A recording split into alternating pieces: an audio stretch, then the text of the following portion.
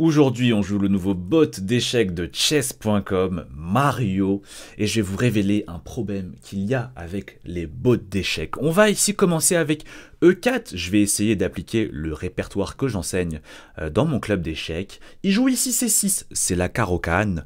On va jouer D4 ici pour mettre le second pion au centre, il joue D5, on fait la variante des chances. C'est celle que je recommande dans mon club d'échecs.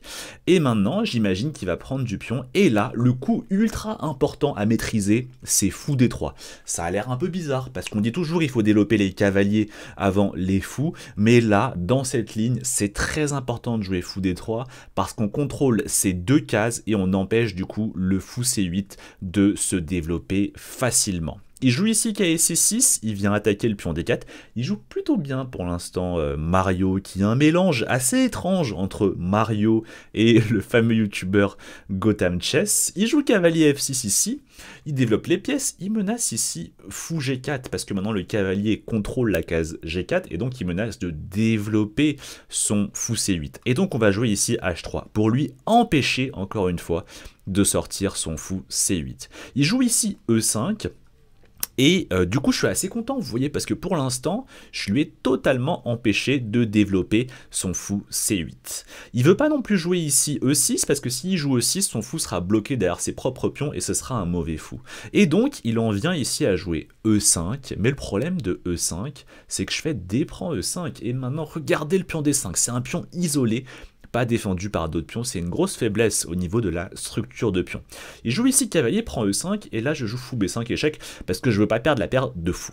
Il joue fou D7, je joue ici fou prend D7 pour échanger le mauvais fou, et j'enchaîne ici avec cavalier F3 pour développer mes pièces. Alors, il joue dame E6. Et là, vous voyez, c'est ça qui est très bizarre avec les bots d'échecs. C'est ça le problème que j'ai avec les bots d'échecs. C'est qu'on a l'impression que dans la façon dont ils sont programmés, et ben en fait, il y a un truc qui cloche. Laissez-moi vous expliquer. En fait, j'ai l'impression qu'ils sont programmés pour jouer tout le temps, peut-être le deuxième, troisième meilleur coup de l'ordinateur. Et donc, en fait, il y a des situations où le deuxième, troisième meilleur coup, ça va être une énorme gaffe, parce qu'on est dans une situation où il n'y a pas 36 000 coups à jouer, et à l'inverse, il va y avoir des situations où le deuxième et le troisième meilleur coup, bah, c'est quand même un excellent coup. Mais comme ils ont été programmés de cette façon, et bah, des fois on a bizarrement l'impression qu'ils jouent comme des grands maîtres, et que tout d'un coup, ils font une grosse erreur de débutant. Et là, c'est un peu l'impression que j'ai, pourquoi? Parce que là, entre nous, E5, cavalier prend E5, etc., il connaît vachement bien la théorie, Mario. Et je connais pas beaucoup de 1300 qui connaissent aussi bien la théorie de la carocane variante d'échange. Mais malgré ça, juste après, il me joue dame E6, qui est un coup ultra étrange, parce qu'il place sa dame sur la même colonne que son roi, et potentiellement, après petit roc, je vais avoir un tour E1, et je vais pouvoir profiter de ce vis-à-vis entre le roi et la dame. Et tout d'un coup, maintenant, j'ai potentiellement tour E1, limite, je pourrais gagner la dame noire. Mais ce que je veux dire, c'est que c'est assez étrange d'avoir cette alternance entre des excellents coups qu'on dirait des coups de grand maître, et tout d'un coup des très mauvais coups, où on se dit, mais attends, un grand maître ne jouerait jamais ça. Alors du coup ici, comment on pourrait profiter de ce petit alignement dame-roi? Et bah si je joue tour E1, en fait je pense que son idée c'est de jouer cavalier E4. Et tout d'un coup, il bloque le passage et je peux pas remporter sa dame. Alors ce que je vais faire, c'est que je vais peut-être me faire un petit coup de tour E1 quand même, hein, pour voir un petit peu ce qu'il fait. Ah, il joue cavalier E4, c'est pas mal. Il perd pas la dame, il bloque le passage. Alors, est-ce que je peux me faire je peux peut-être me faire un petit coup de C4. Ah, mais c'est pas sûr, parce que C4, peut-être qu'il fait grand roc, et tout d'un coup, sa tour débarque en D8, et il y aurait le vis-à-vis avec madame, un peu désagréable.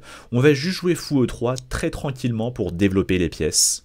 Et on va voir un peu comment il réagit. Fou D6, ok. On va jouer cavalier BD2, on développe les pièces. H5. Super bizarre H5, franchement. Normalement, on dit qu'il ne faut pas toucher au pion FGH de son roi, parce que ça va affaiblir votre futur petit roc. Donc là, s'il joue H5, c'est probablement qu'il compte pas faire petit roc, mais qu'il compte faire grand roc.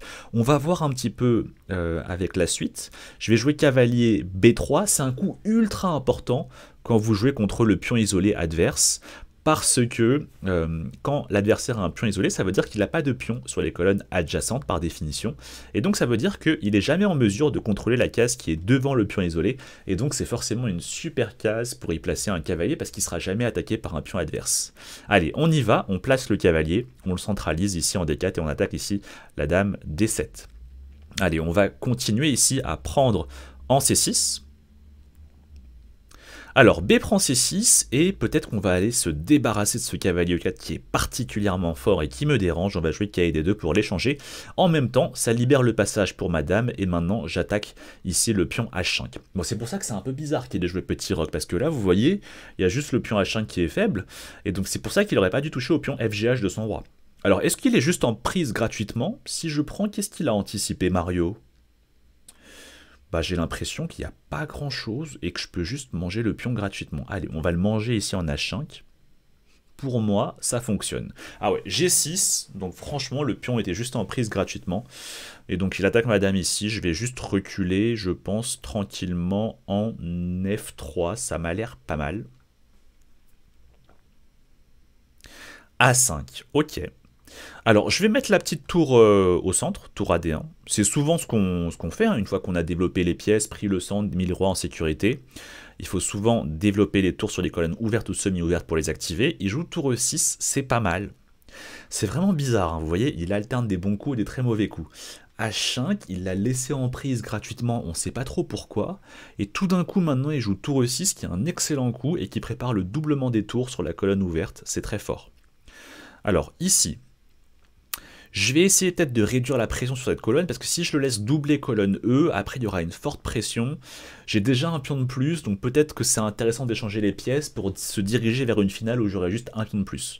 Donc ici je vais prendre un E4, et en même temps je me débarrasse de ce fort cavalier E4 qui était vraiment bien placé. Et là je vais jouer, je pense, fou des deux, pour commencer à échanger les tours et rentrer dans une finale où j'aurai un pion de plus. Alors dame E7, il défend ici la tour en E4. Je vais juste proposer, je pense un échange. Et il prend de la dame, je suis content. Je vais aussi prendre et juste jouer probablement fou E3. Et je suis assez content, je suis rentré dans une finale avec ici un pion de plus, sans aucune compensation pour lui. Et ma tour... qui je pense va potentiellement rentrer en 7ème rangée adverse. Et ce sera assez dangereux, j'imagine. Alors le problème si je fais tour D7, c'est qu'il peut jouer tour B8 et il attaque mon pion B2. Et j'aurais du mal un petit peu à défendre ce pion. Donc qu'est-ce qu'on pourrait faire? Réfléchissons. C'est pas évident, hein. Peut-être jouer ici fou C5. Je suis pas sûr que ce soit un bon coup. Mais ça m'a l'air pas mal. Je suis pas sûr à 100% quand même. Mais on va jouer fou C5. Pour activer un petit peu le fou. Il joue roi G7. Bon, là, en fait, ce fou quand même me dérange pas mal, ce fou E5. Donc je pense que je vais l'échanger. Je vais jouer fou D4. Et transposer comme ça dans une finale avec un pion de plus. Ok, il joue roi F6. Alors je vais juste venir centraliser mon roi avec roi F1 et roi E2. Bonne astuce à retenir en finale, hein. Il y a peu de chances que notre roi se fasse mater, donc on a tout intérêt à l'activer, et donc c'est pour cela que je le mets au centre. D'ailleurs Mario qui fait aussi pareil. Il prend, maintenant je prends. Bon là j'ai une très bonne position. Vous voyez, ça c'est trop bizarre. Vous voyez, il joue, il connaît la théorie comme un très bon joueur, 1800, 1900, voire plus, et maintenant... il centralise le roi et juste après, il le décentralise. Et donc, c'est très bizarre cette alternance entre très bons coups et très mauvais coups. C'est quelque chose que j'ai remarqué de façon récurrente chez les bots. Allez, roi E3, on vient rajouter un attaquant supplémentaire sur le pion en E4. Alors, est-ce que ça veut dire qu'il ne faut pas jouer les bots? Bon, je pense que ma réponse, elle est nuancée. Les bots, c'est aussi très utile, je l'ai remarqué avec beaucoup d'élèves que j'ai coachés et aussi beaucoup de membres dans mon club d'échecs, c'est qu'il y a beaucoup de joueurs, ils débutent aux échecs, ils sont pas forcément à l'aise avec l'idée de tout de suite aller affronter des joueurs humains sur les plateformes en ligne. Et donc souvent le bot, ça peut être pas mal parce que ça vous permet d'affronter quelqu'un sans avoir le stress d'une partie contre un humain, sans avoir l'anxiété du résultat. Et donc en ce sens, c'est quand même vachement utile les bots. Mais il faut avoir conscience que dans leur façon de jouer, c'est pas forcément très naturel des fois. Allez, là on va faire quoi? On va mettre un petit coup de B4, on va commencer à pousser les pions passés pour essayer de les promouvoir et les ramener jusqu'en dame. Et B5. Attention, je menace tour A6 qui échangerait les tours, il l'a pas vu, tour A6 et maintenant j'échange les tours et je vais pouvoir très très facilement ici faire une dame au prochain coup. Ça va être assez simple ici de remporter jusqu'au bout. Je pense que vous me faites confiance pour la conversion ici. Il faut juste quand même éviter le pat, ce qui dans un élan un petit peu de commentaire pourrait arriver assez facilement.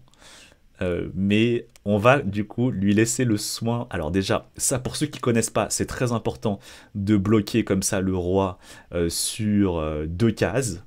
Pas qu'une seule case, parce que si vous lui laissez qu'une seule case, bah, il pourra plus bouger, il y aura un risque de patte. Et quand vous avez fait ça, après vous avez juste à ramener votre roi, et comme ça le roi, il viendra soutenir la dame pour placer le fameux baiser de la mort qui fera échec et mat.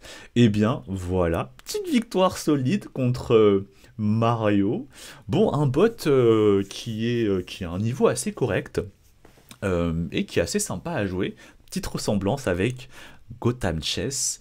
Et on se retrouve bientôt pour une nouvelle vidéo. Ciao ciao.